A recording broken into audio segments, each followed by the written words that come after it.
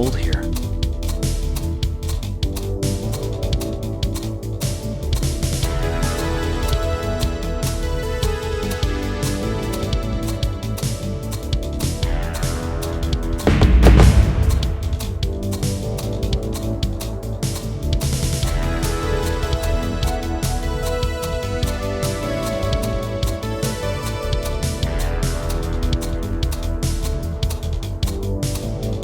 Grown older, I've noticed just how cold winters can be. Each year just seems so much chillier than the last. I've caught myself putting on a second pair of socks when I go out, or pulling up my collar in the wind.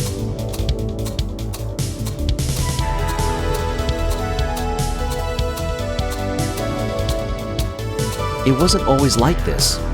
Well, not so long as I can remember. Every day as a kid felt like a perfect day. In fact,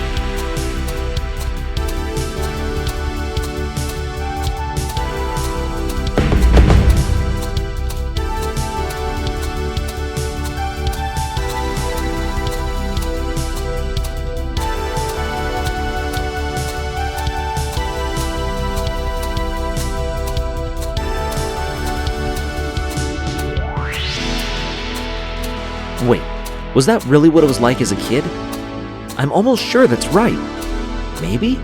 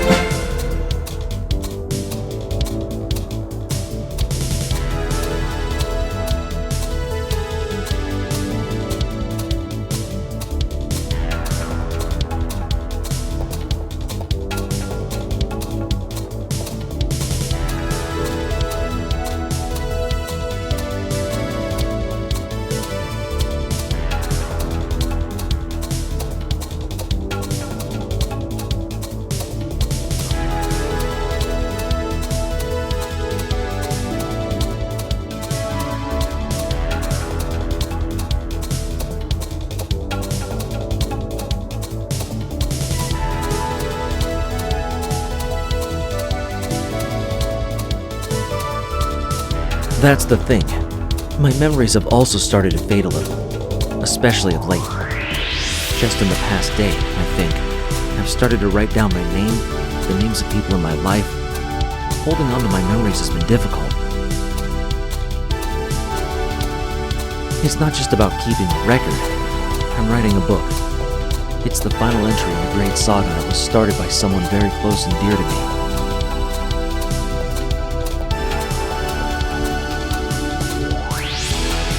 There are a few areas in my life that I can at least recall with some clarity.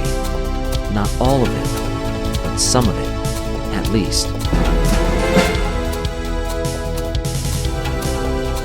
You know, the very first thing I can remember was one of the happiest times in my life. Just thinking about bits of it always makes me smile.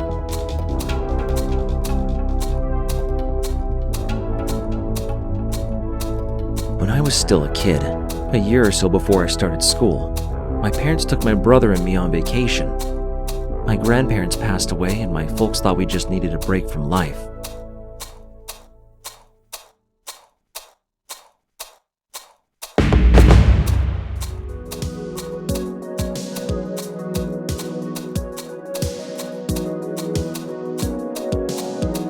They took us to a toy town somewhere out east.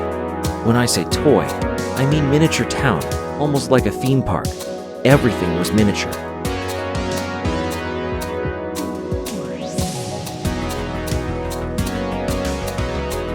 I've tried my hardest to remember where it was, but it's impossible. I remember we left home around lunchtime and the sun was behind us all the way.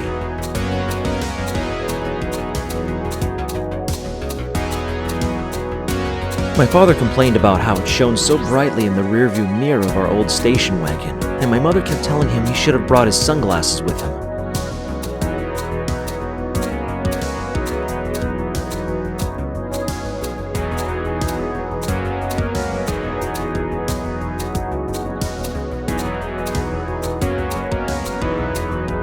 That's how they were. They argued so much, but they loved each other unconditionally. and that love spilled over to their kids. It was always so warm when I was with them.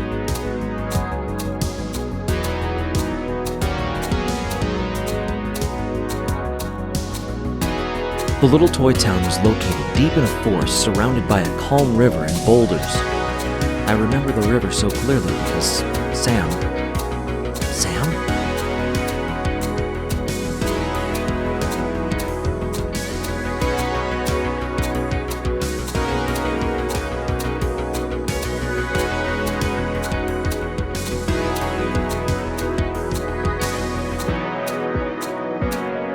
Yes, my brother Sam.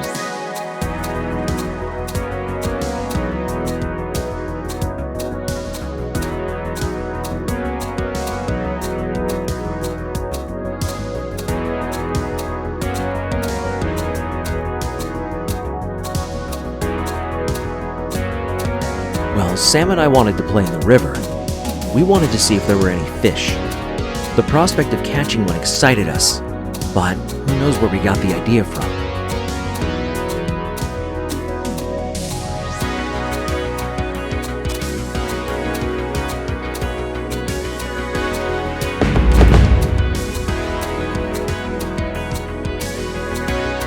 We were disappointed.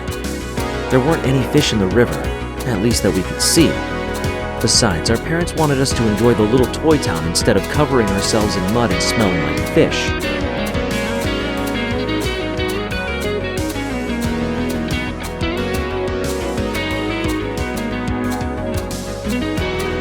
That whole area smelled so much more comforting than home.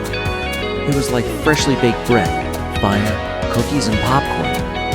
There was just something about this place that made me happy, that made me feel safe. Even as a kid, I knew it would be an important memory to me. We arrived as the sun was setting, which was all the more reason our parents wanted us to not play in the river after dark.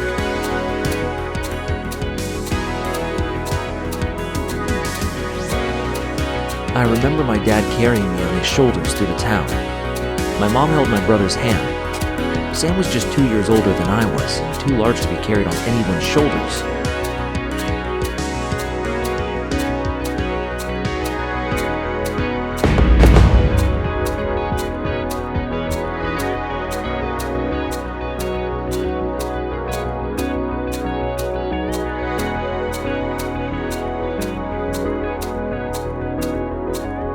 All of the houses in the town were smaller than regular ones.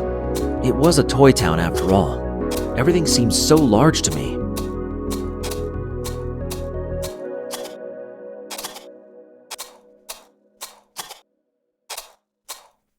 It helped that being on top of my father's shoulders made me feel like a giant. If a big scaly lizard or some ancient monster suddenly attacked, my dad and I would have been able to take it on.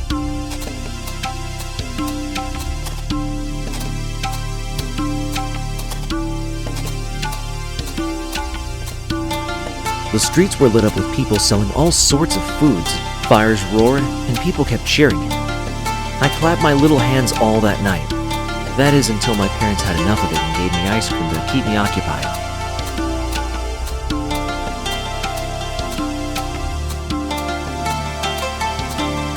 Some of it dripped down onto my father's head, but I'm still not sure that he ever noticed. I guess he was happy that he had a moment of peace.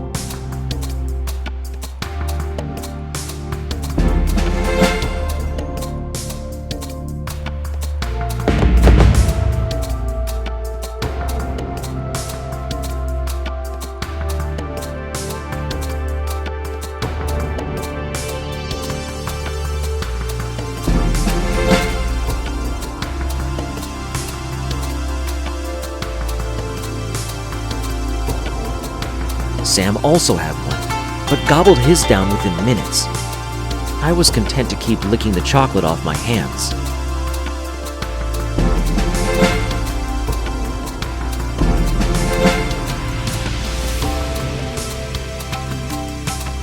We spent the next day exploring the little town and the banks of the river. I don't think I've ever laughed so much or ever gotten so dirty. My mother was so upset with me.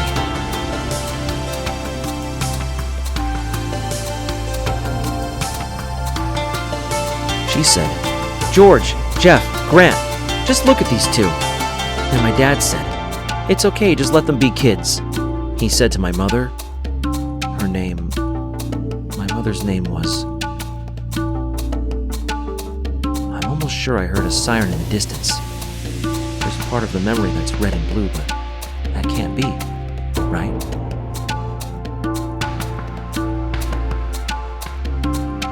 I cried when my parents said we were leaving. I didn't want to go back home. I wanted to stay in this magical place.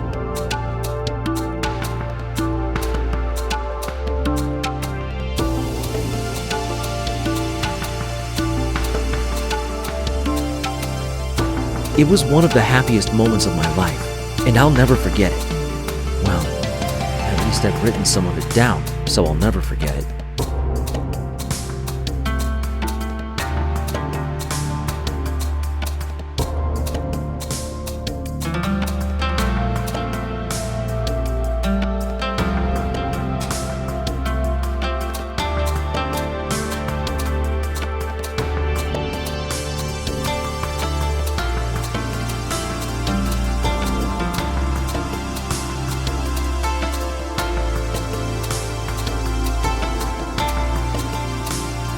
I was in the 10th grade when it happened.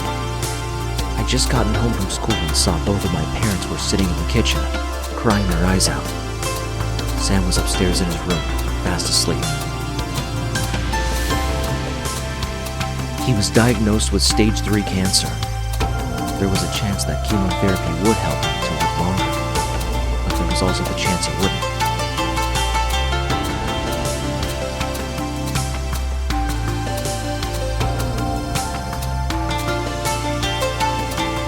My parents bought him any toy he wanted, just anything to make sure he was happy.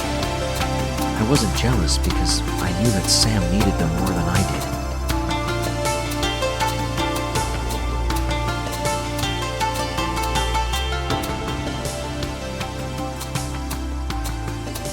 When it was time for Sam to go to his first session, I didn't know what to do.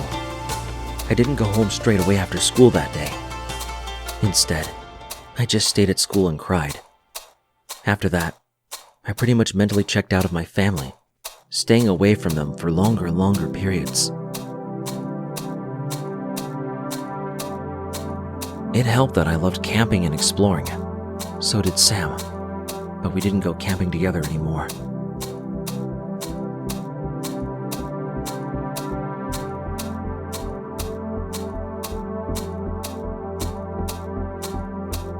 I didn't make any sports teams. Throwing a ball around or running with other people just wasn't all that exciting to me. Instead, venturing into the unknown and discovering new places is what I loved.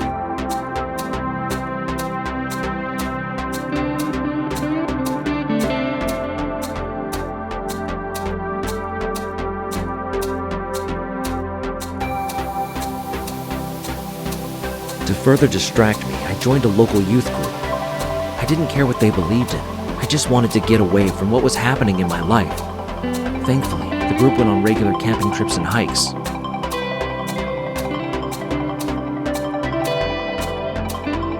A few of us would stuff our backpacks with some clothes, snacks, and sleeping bags, and then just go into the forest for a weekend. It was heaven to me.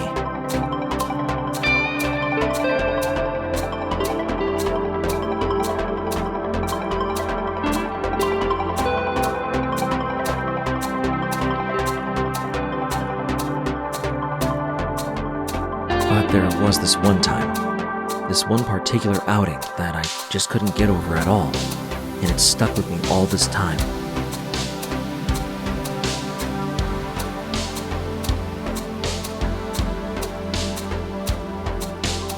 I'd slept almost the entire car ride to the camping spot. I was exhausted after weeks of studying for exams and was looking forward to getting away from school, away from my brother, away from my parents, and just out into the woods.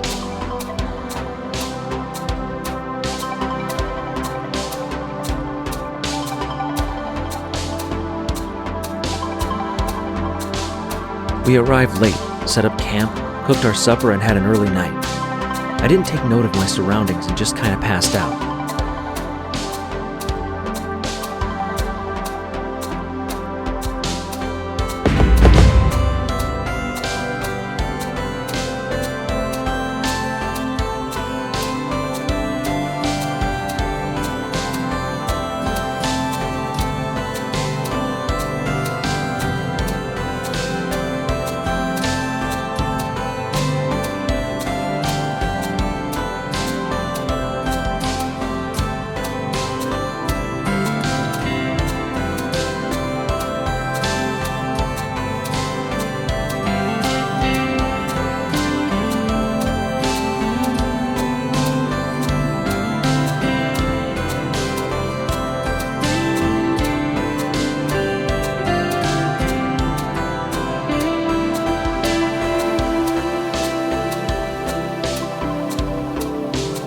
I woke up before everyone else the next morning.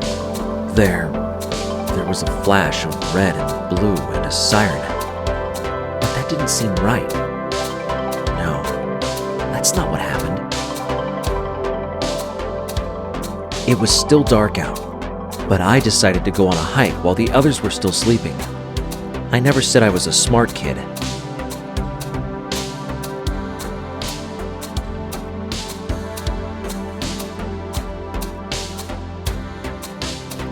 As I walked, I heard the sounds of a flowing river, so I headed towards it.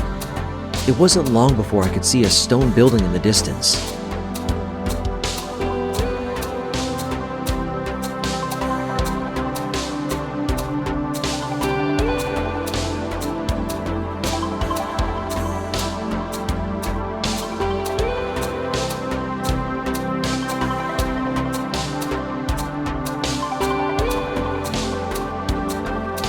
And there it was. Right in front of me was the toy town from my childhood vacation. I couldn't believe it. I never thought I'd see it again. But this time, it wasn't all cheery like the last time I was there.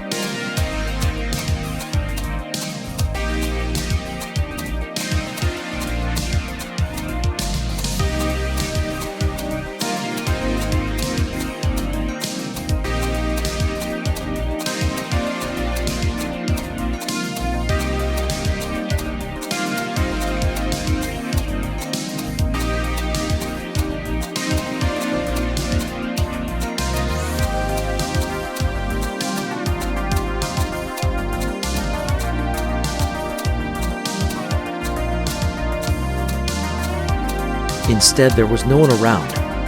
It barely took me a few minutes to walk around the place and see all of it. Everything just seems so small now.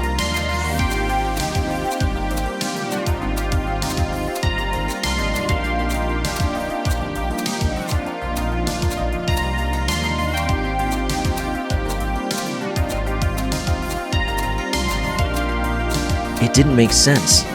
When I was a kid, the place was huge to me. The streets went on forever, there were markets and so many people. It was huge.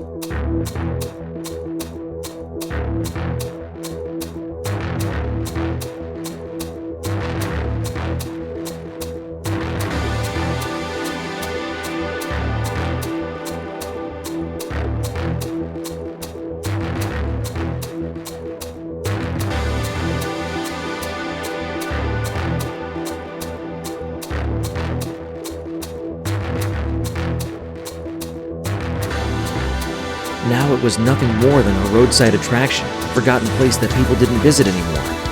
Everything was covered in dust and just wasn't as vibrant anymore.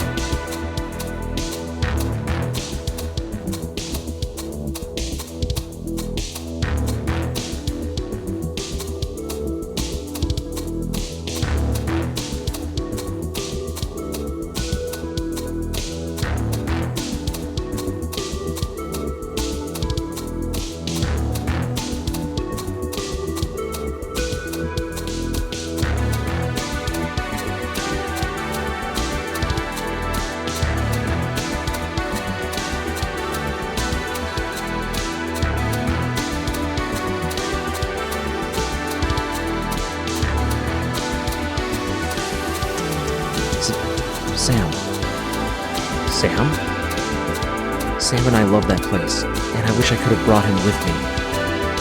It was late when I got home that Sunday night. Just before I reached the front door, it swung open and my parents rushed out, pulling on their coats.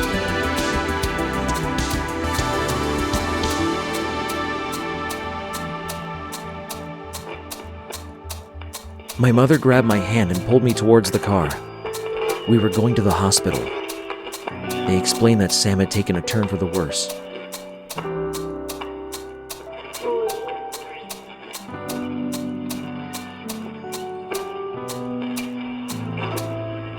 The doctors had called a few hours earlier to say his organs were failing.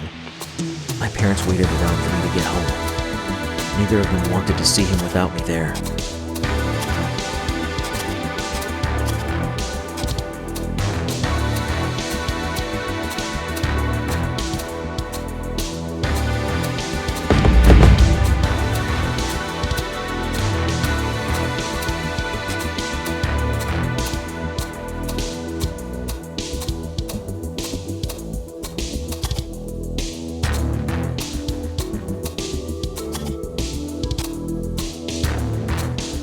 It's hard seeing someone you love in a hospital bed.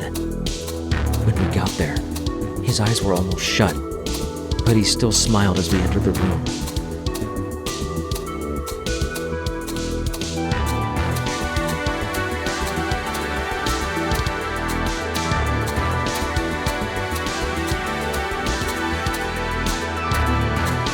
My mother held his hand one last time, and he squeezed.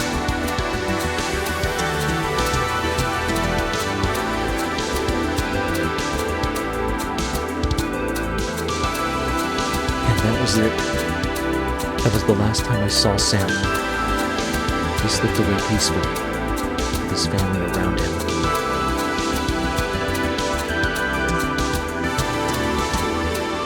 I wish I was there more for him.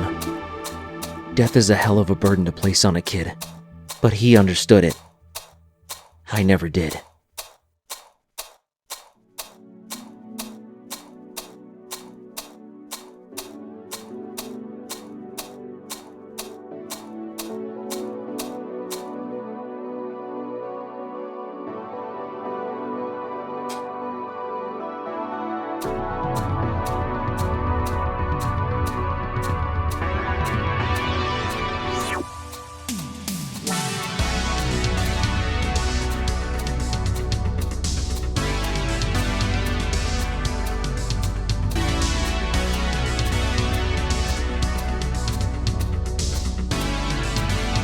After graduating high school, I spent a year in and out of jobs. My brother's death hit the family hard, and I just couldn't bring myself to study anything. My parents wanted me to be an accountant, a steady job they said, but I couldn't.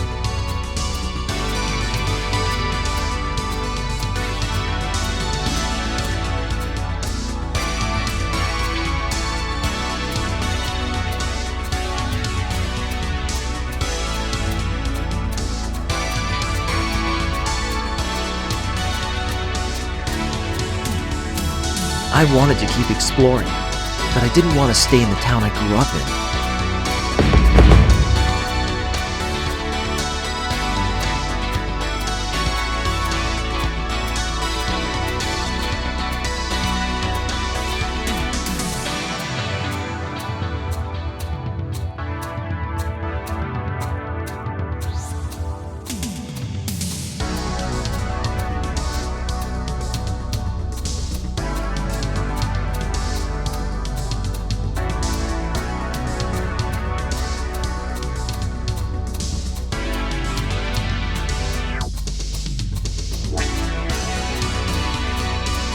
It just seemed too small for me. I'd already seen the same people every day for almost 20 years. The world was big, and I'd only seen a fraction of it.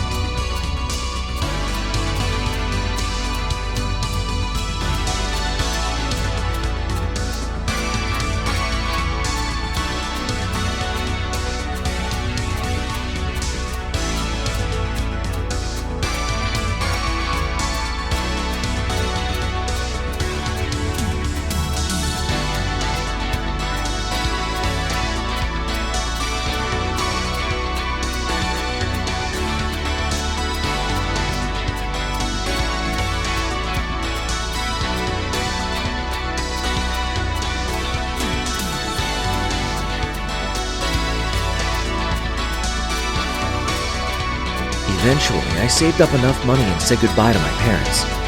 At first, I made sure I got out of town and didn't care where I was going. The first steps were the most exciting.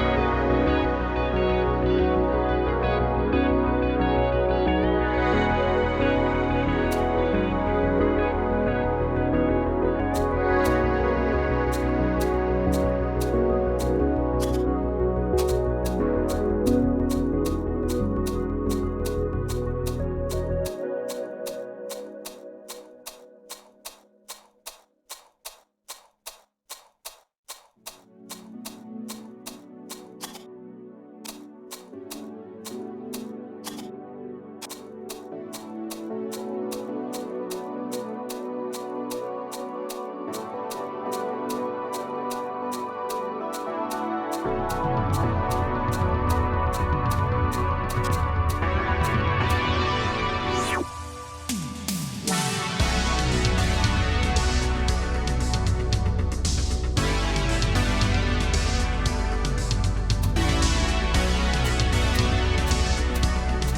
didn't have enough money to stay at fancy hotels or to have a meal 3 times a day, but I was fortunate that I could take the time off. Instead, I stayed in hostels and had to rely on the generosity of others. My father told me this would build character.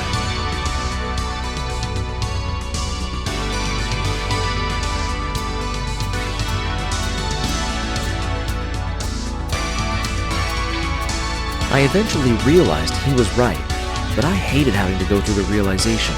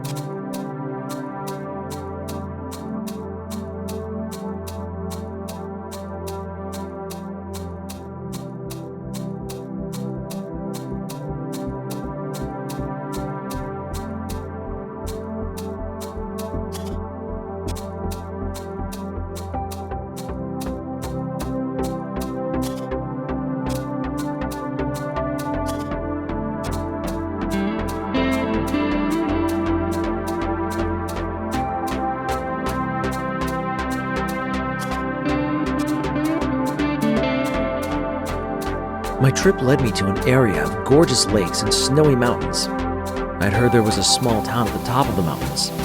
It was a secluded paradise for the adventurous types, and I was determined to find it.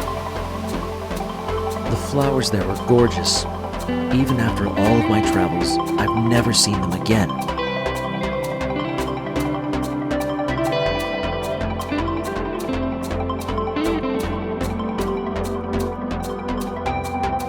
While staring off at the sights, I lost my footing on the side of a wooden walkway.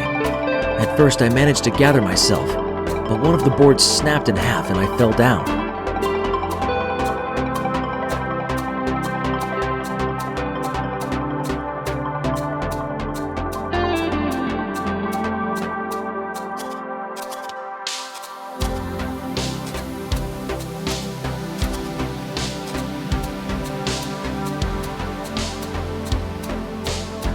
At the last possible moment, I managed to grab onto a piece of rock. There I was, hanging off the side of a cliff with one hand, slowly losing my grip. It wouldn't be long before I fell into the icy waters, taking my last breath as I froze to death.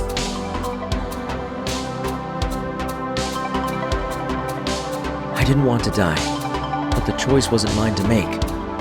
The sirens and shouting again, but closer. This isn't part of the memory.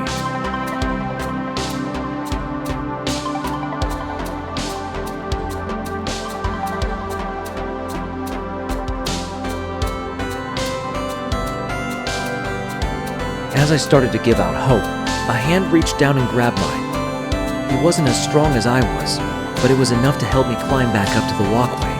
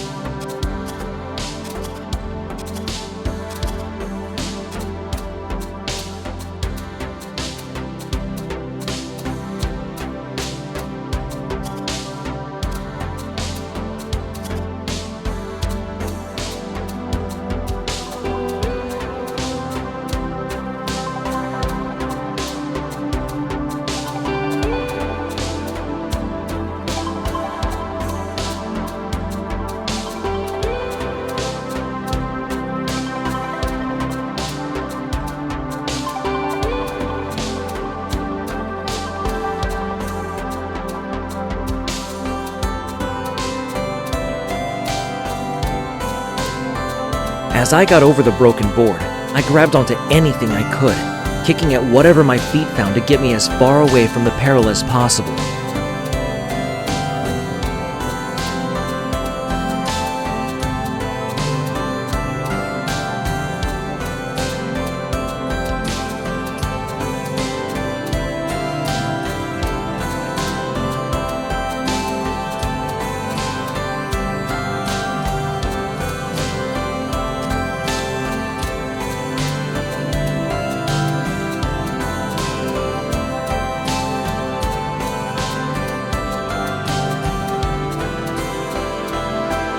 "Hey, are you alright? You're lucky I saw what happened." That voice was the sweetest thing I'd ever heard.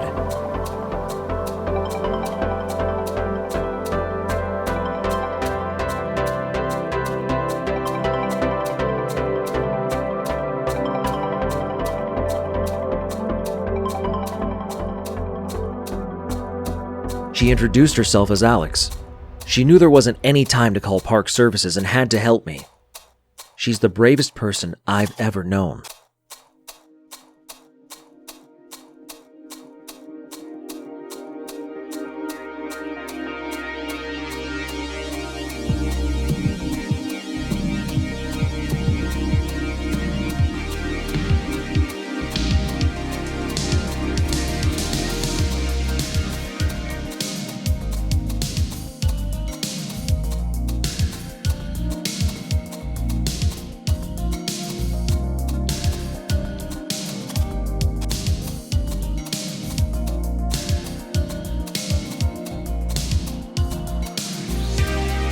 After that, Alex and I were inseparable. She journeyed to the mountains for a research project. I stayed a few extra nights at a little rest stop and we spent our days hiking and talking.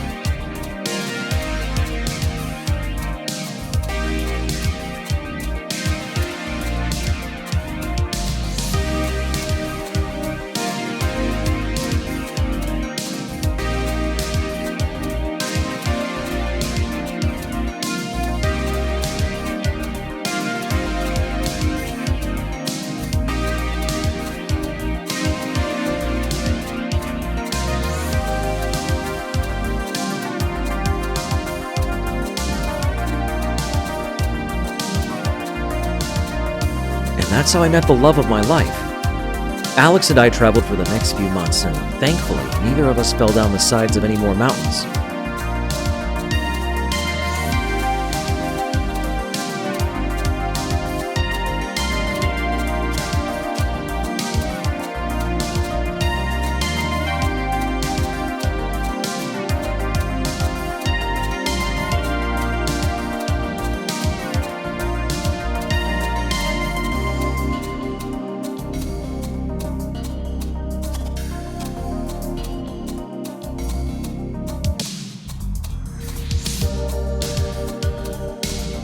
We just got each other, you know?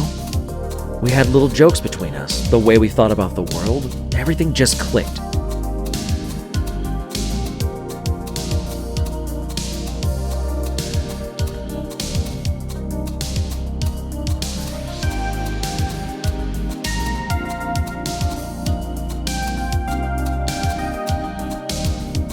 Alex made me happier than anything else in the world, and helped me to not be so hard on myself over my brother's death.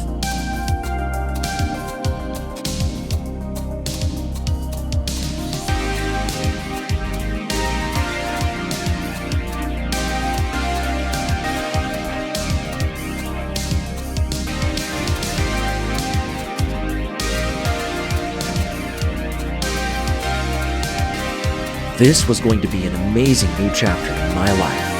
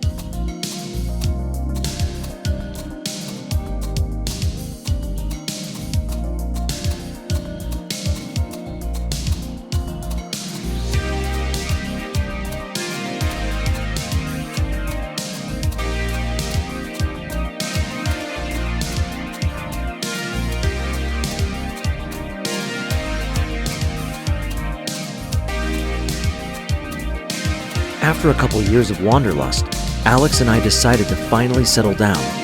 We still wanted to keep exploring the world, but it was also time to set down some roots. It wasn't that we were just getting older, but rather that we both wanted more stability, and we wanted to start a family. Have a couple kids, a suburban house, attend school meetings, have a white picket fence, a dog, that sort of thing.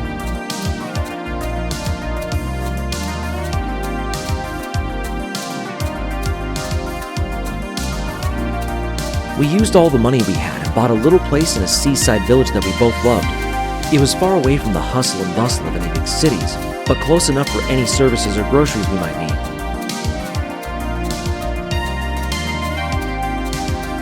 That village was kind of a place where everyone knew each other's name. We made a lot of friends. It was paradise.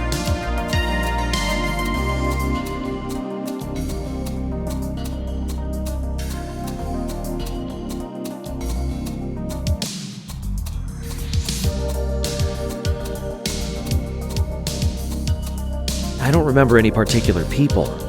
Try as I might, everyone is just a shapeless blob, or their names are on the tip of my tongue, but I just can't recall them.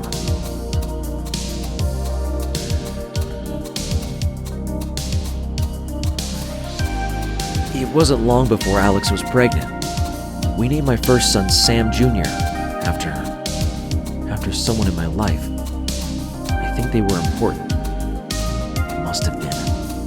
But I can't quite remember why right now.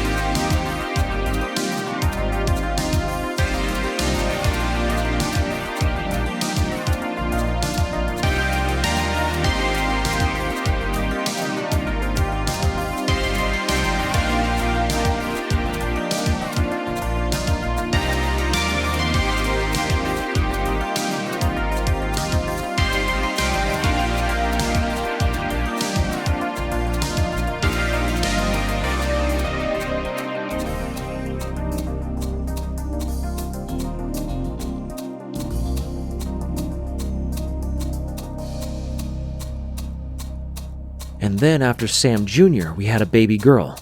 We named this one Sam. No, that's not right. That was the name of our first child. We named the second one.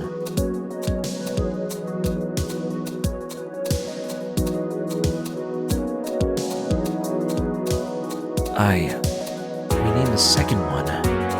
We named her Alex. No, not Alex. Was it Gretchen or Gabriella? We named our second child Gabriella.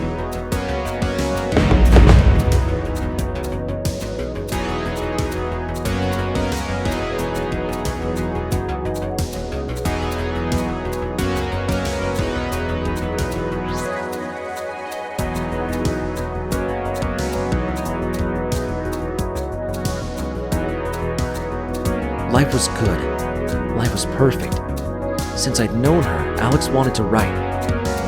After having the kids, she didn't want to go back to her job right away and decided to finally pen a novel. She wrote several.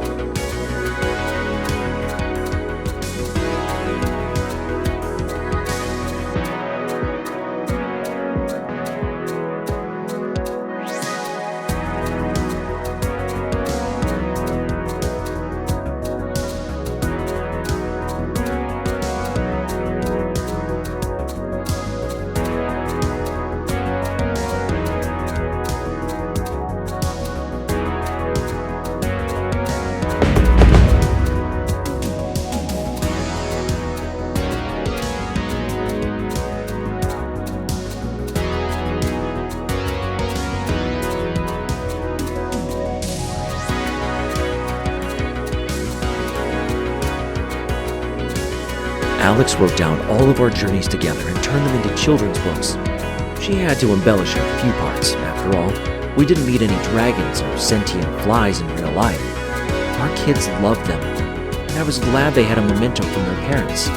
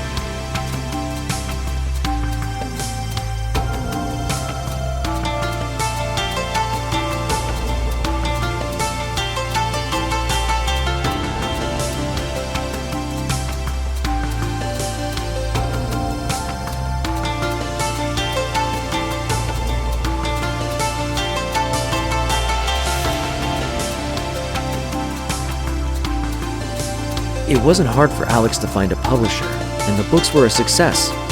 She decided not to return to her regular job.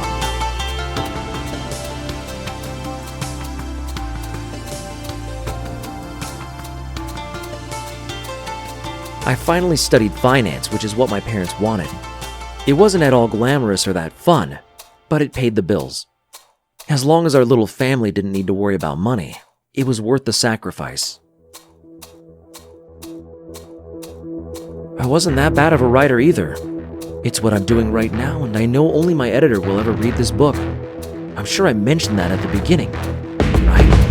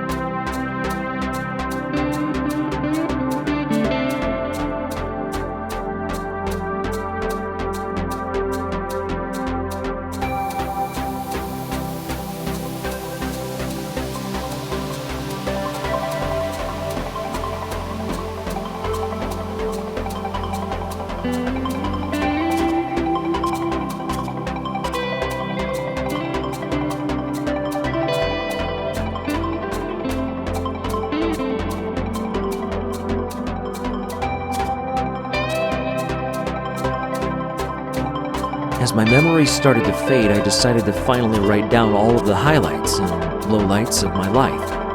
But I'm not sick. So why is this happening?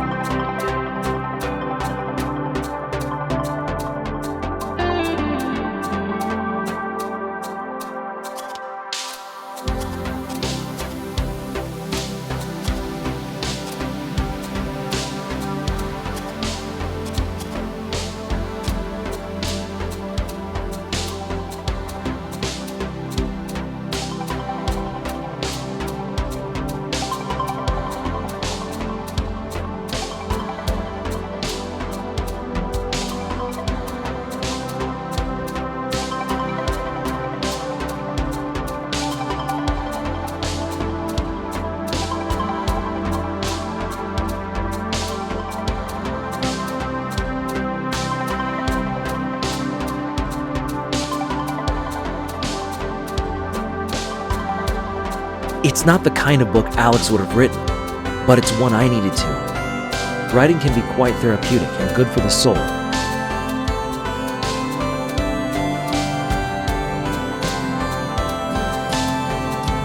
Did I tell you about the little town we moved to? Oh, of course, I did. I'm sorry. Things can get a bit hazy now and then. It's kind of funny. You never think of autumn when you're surrounded by sand and the ocean, but it came. The leaves on the trees turned a bright orange and then a dull brown. The wind also picked up.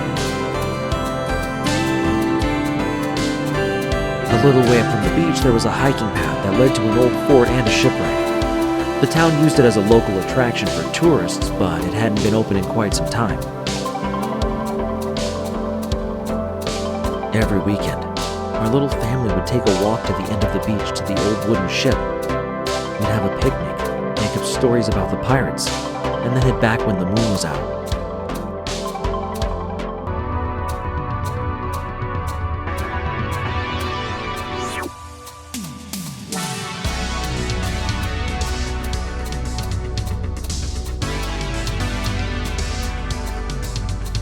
This is the part that I hate. These are the memories that break me every single time that I remember them. It's impossible for me to not cry. And I'm sorry if the following words are a bit fragmented.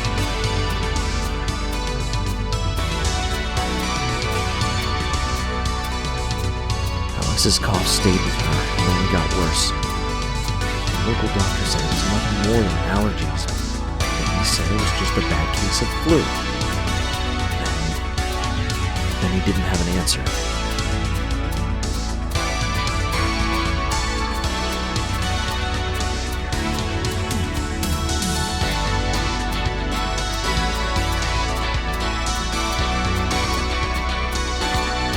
A few months went by, and Alex still wasn't better. We sent the kids to spend time with their parents while she stayed at the local hospital for tests. I got a room at the closest motel. I don't remember a thing about it.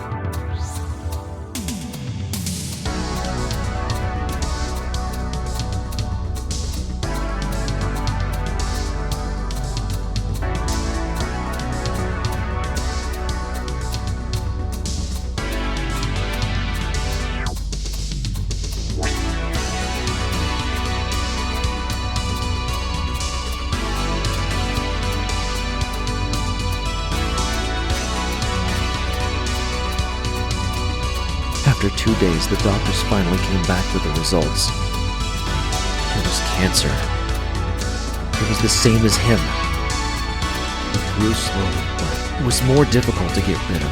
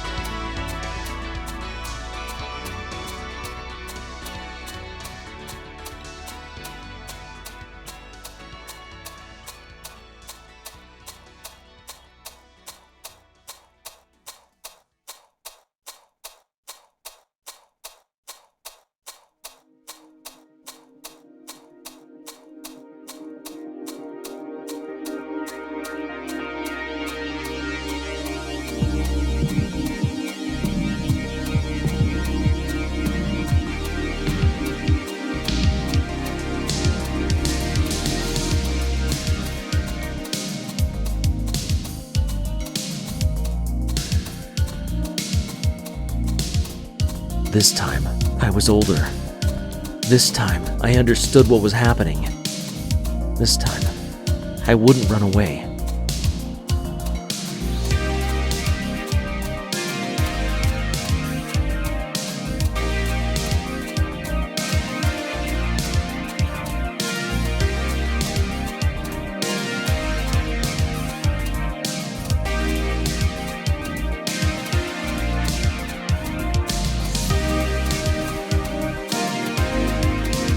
But I so badly wanted to run away. In my mind, I didn't want to go through this again. I didn't want to watch another person die of this awful sickness. Watch their last breath as they slowly slipped away.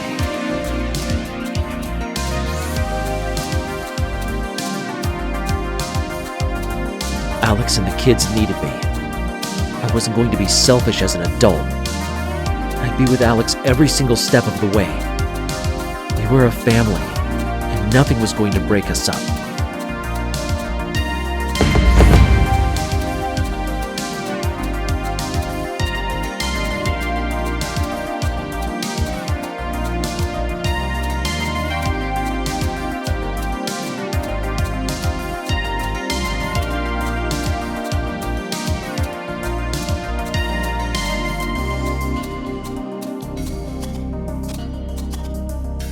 After a long bout of chemo, she started getting better.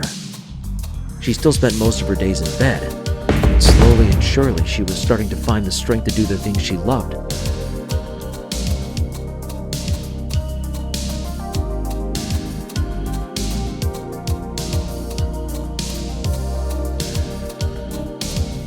In fact, she managed to finish the book that she was busy with.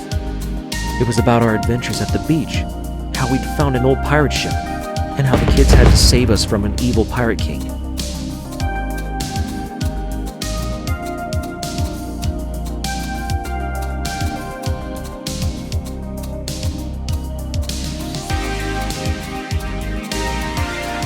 The kids. Our two kids. Did we have kids? Yes, we must have. I'm sure I wrote about them. But then why can't I remember their faces?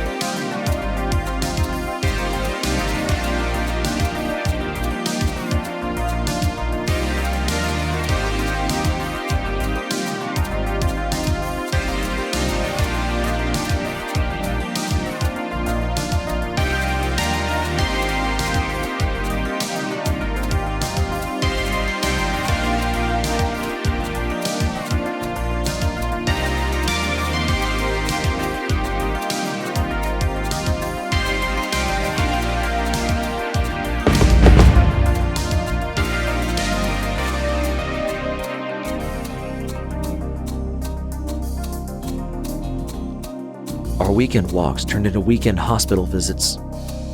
The drive was long and the kids were always exhausted. We made a little celebration of it and stopped at the local diner along the way so the kids could have milkshakes. Those days weren't perfect, but they felt good. Like walking into a cave and then finally seeing a light at the end of it. They were dark, but Alex's recovery was a beacon in the darkness. None of us saw the headlights of the truck. In an instant, it barreled through the side of the car, killing Alex and the kids.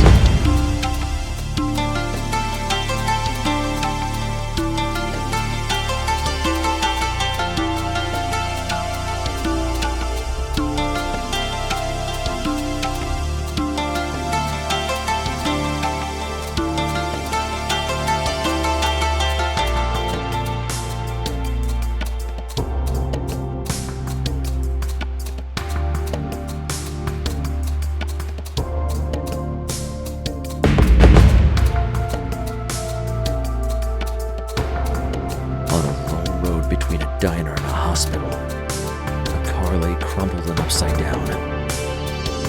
Darkness covered all of the passengers, but only one could see it.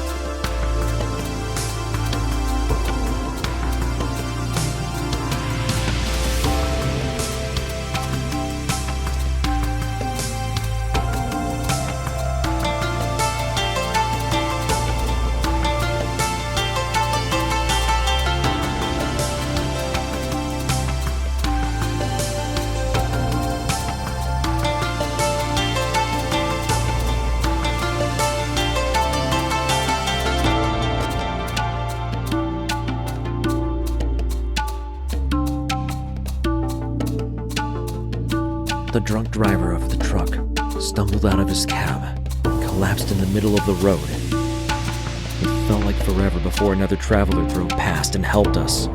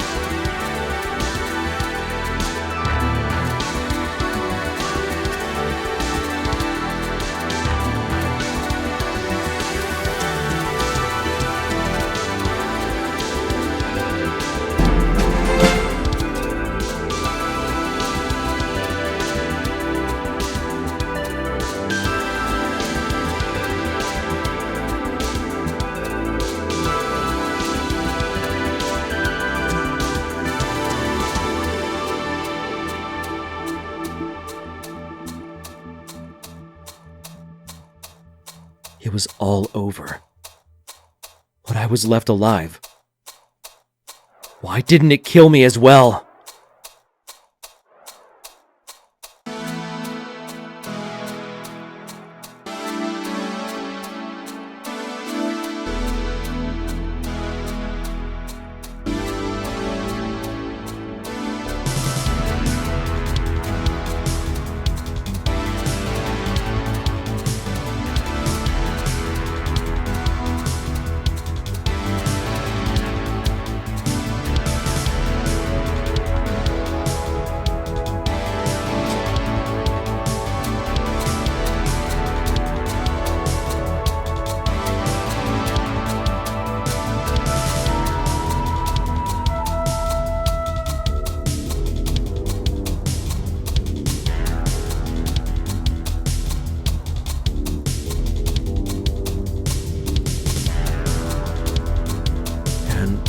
Now we come to the final chapter of the book.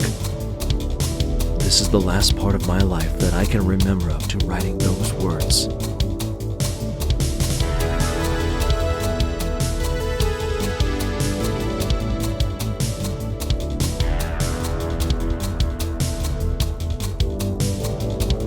Nothing went well after the accident. How could it? I fell into a drunken stupor and threw back a bottle of whatever I could every night. There was nothing else I could do to numb the pain. To be honest, drinking didn't actually help. It was so cold then. It's gotten even colder since. Sometimes I could swear there was fog outside the house, but I only ever caught glimpses of it.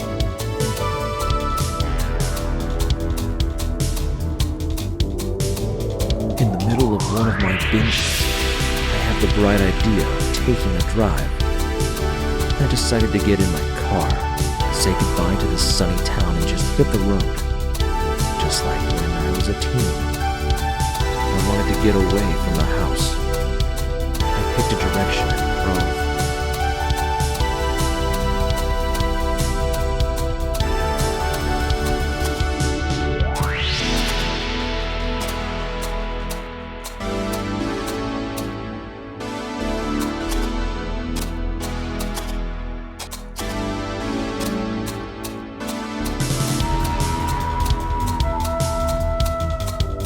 As I sobered up, an idea wrapped itself around my mind and wouldn't let go. I should go back and visit my old family home.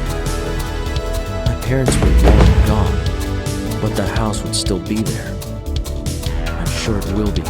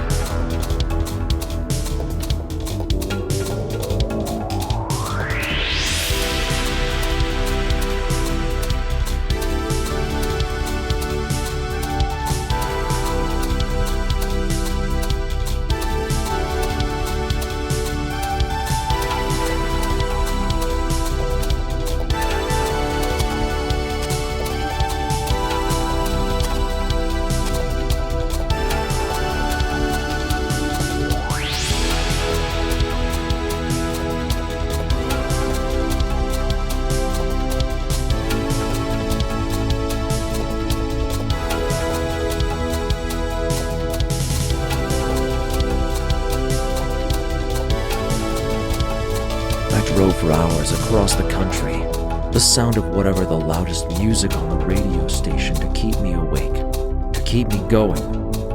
I lost track of how many times the sun and moon switched places. After my brother passed away, my parents struggled, and when I moved out, they failed to keep up payments on the house and the bank took it. For whatever reason, it just never got sold. And since there was no one looking after it, the house itself died. Even with the boarded up windows and the front door hanging off its hinge, it still looked like home. Albeit derelict, but still a comforting sight that I wish I could have shown to Alex. I just never got around to showing the place to her and the kids. I regret that.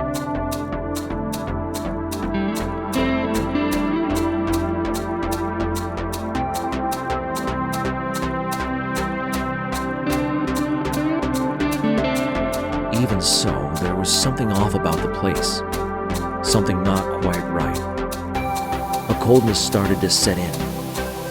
Why is it always so damn cold? A light at the back of the house called to me. It was dim, an eerie color. there was never anything back there.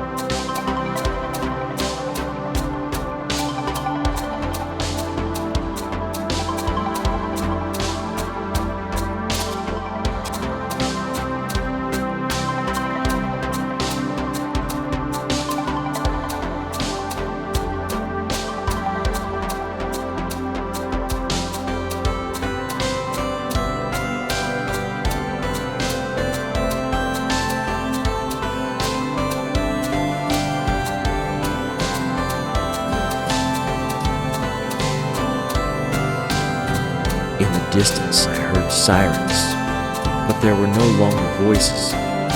Even the sirens were drowned out by the ambient noise of the world. I headed towards the light. The irony, there was nothing at the back of the house that could be making it. Instead, it shone through the thicket of trees down into a valley. I pushed through the underbrush as branches swung back and hit me. It wasn't sore though. Why wasn't it sore?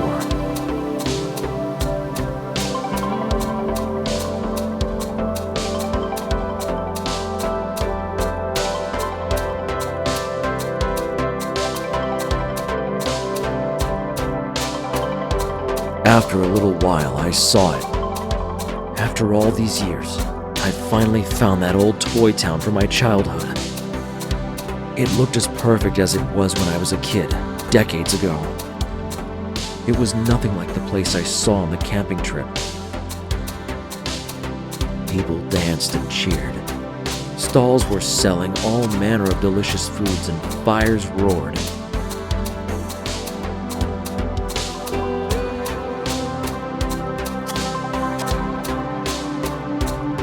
Bottle in hand, I stumbled down the streets, but they all converged into a single path. It was uncanny.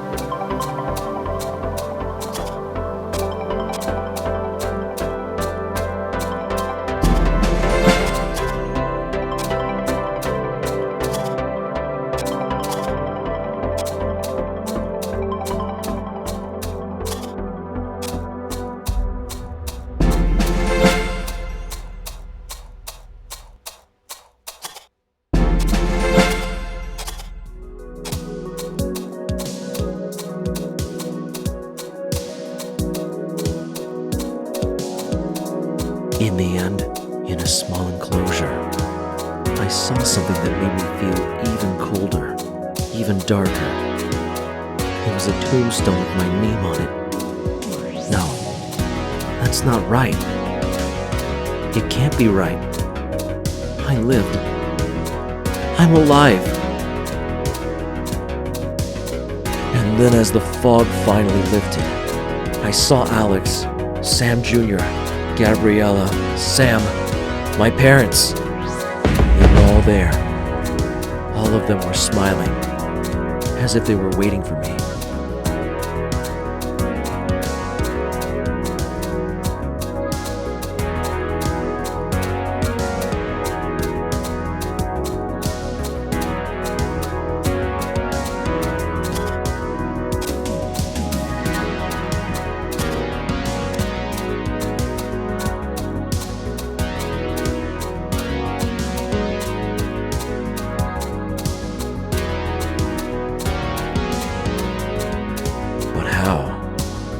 How is that possible? The only solution is that I'm with them.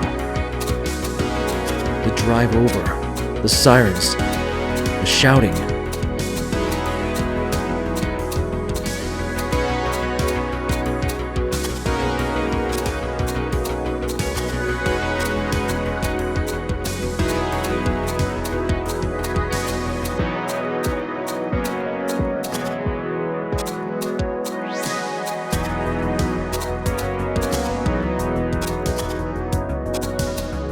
Those rescue services? Did I survive the car crash? Am I dead?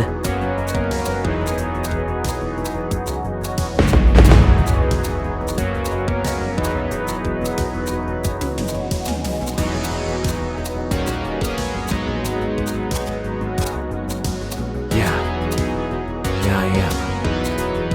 But it's warm now. With all of my family around me, finally warm, and the world is quiet.